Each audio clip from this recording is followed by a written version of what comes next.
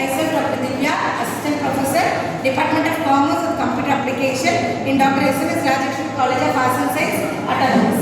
In this session, we are going to discuss about the topic of ratio analysis. The ratio analysis is we are going to consider in the management accounting. Before we see the management accounting, in the accounts there are three types of branches called as the financial accounting, cost accounting and the management accounting. We know why should we are preparing the financial accounting. In the financial accounting, we can identify the profit and loss of the concern and balance sheet, asset and liability. For that, we are preparing the financial accounting. While we prepare the cost accounting, we can know the manufacturing cost of per unit, that is ascertainment of cost, cost control, cost reduction. Based on that, we are preparing the cost sheet.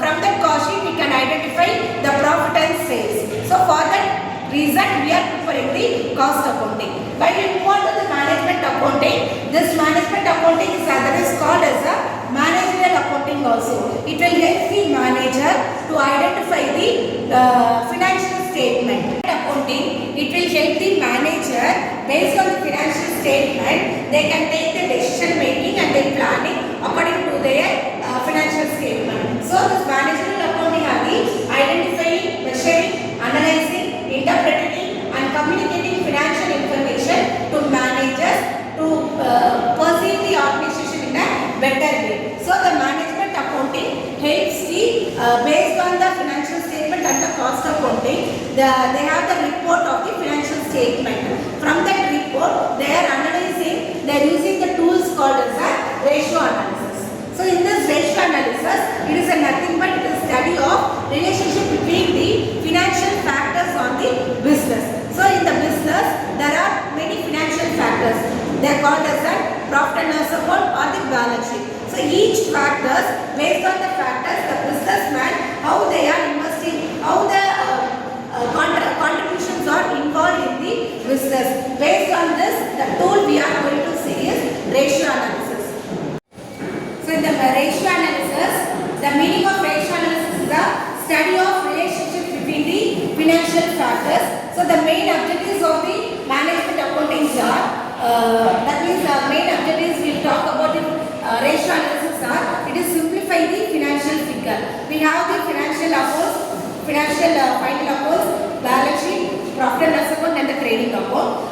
Based on that, the financial figure can be identified very simply with the tool using ratio analysis. And one more point we can discuss this, it is the firm and the interfirm, how much they have contributed in the business. That also we can identify. This is also one more objective. So in the ratio analysis, there are four classifications in the under functional classification. In the older, we can say it is a racial classification. There are only three types, but in the modern classification says functional classification has four natures. First one is the liquidity ratio, long-term solvency ratio, turnover ratio and profitability ratio. Based on the liquidity ratio, there are two types, current ratio and the quick ratio, long-term solvency ratio, debt equity ratio, proprietary ratio, capital gearing ratio. And the turnover ratio, stock turnover ratio, trade receivable, that is called as the bills receivable, trade payable, called as the bills payable turnover ratio, and fixed asset turnover ratio. And final profitability ratio is called gross profit ratio, operating cost ratio, operating profit ratio, net profit ratio, and final return on investment. Each ratios we are going to see.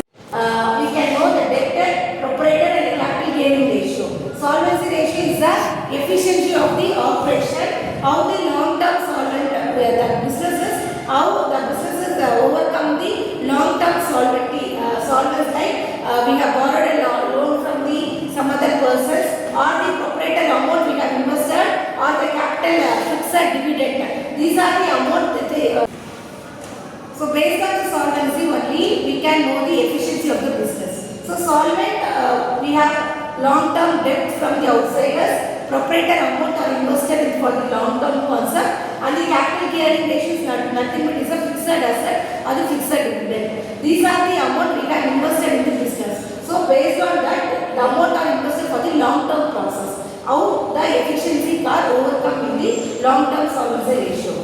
When we talk about the turnover ratio, turnover we are easily converted as a cash.